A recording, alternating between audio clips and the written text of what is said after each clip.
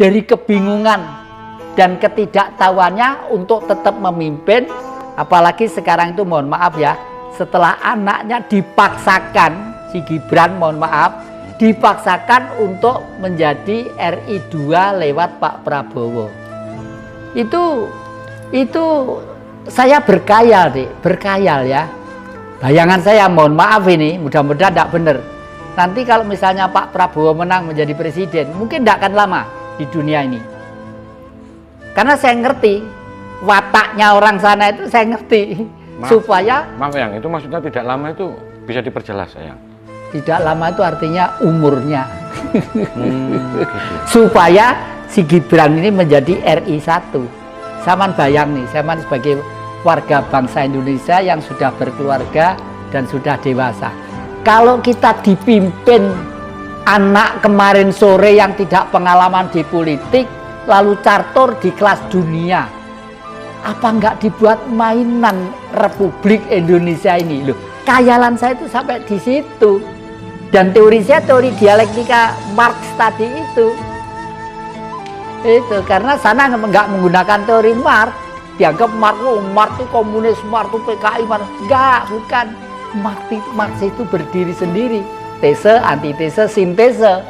Nah, tesenya Gibran dicalonkan, antitesenya kalau nanti menjadi presiden apa? Pasti dibuat mainan negara ini, pasti dibuat mainan. Karena apa?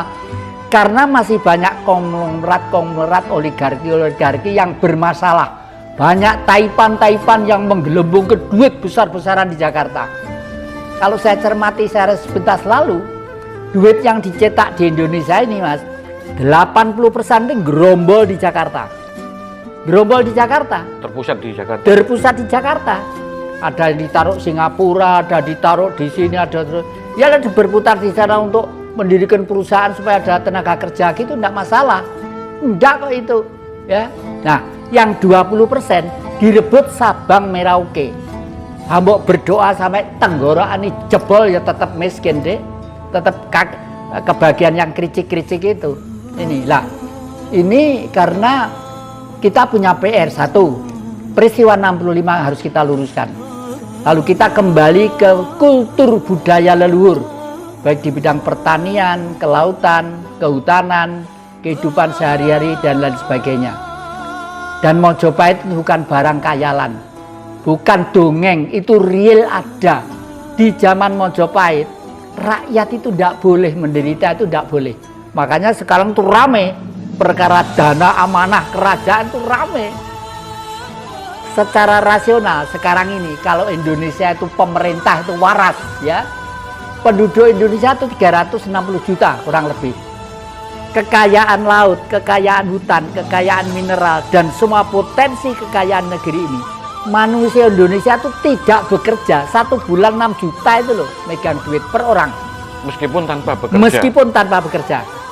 Saking kayanya negara kita. Dan ini nanti kita hanya menunggu seseorang Satrio Pinilih. Satrio Pinilih itu tidak takut mati demi rakyat deh. Tenan iki aku kakek lagi ngene iki mbah wis pegel aku umurku wis tuwek deh wis 80. Delok negeri ini saya susah. Nggih. Maaf yang ada sebagian orang itu yang mengatakan bahwa Mas Gibran itu termasuk menurut mereka itu Satrio Pinilih. Menurut jenengan yang pripun tanggapannya? Satrio Pinilih itu retorika bahasa, retorika politiknya, penampilannya itu wis ketok tadi. Lah lek arek rodok mbliut ngono mosok Pinilih. Dan berpolitik itu tidak bisa disulap, Dik. Enggak bisa disulap. Orang yang merasa dirinya terpanggil demi kepentingan bangsa, rakyat, masyarakat, tidak usah diperintah, tidak usah dikondisikan, dia akan terpanggil sendiri untuk kreativitas mengadakan sesuatu yang kira-kira penting untuk masyarakat. Dan dia tidak kok selama ini.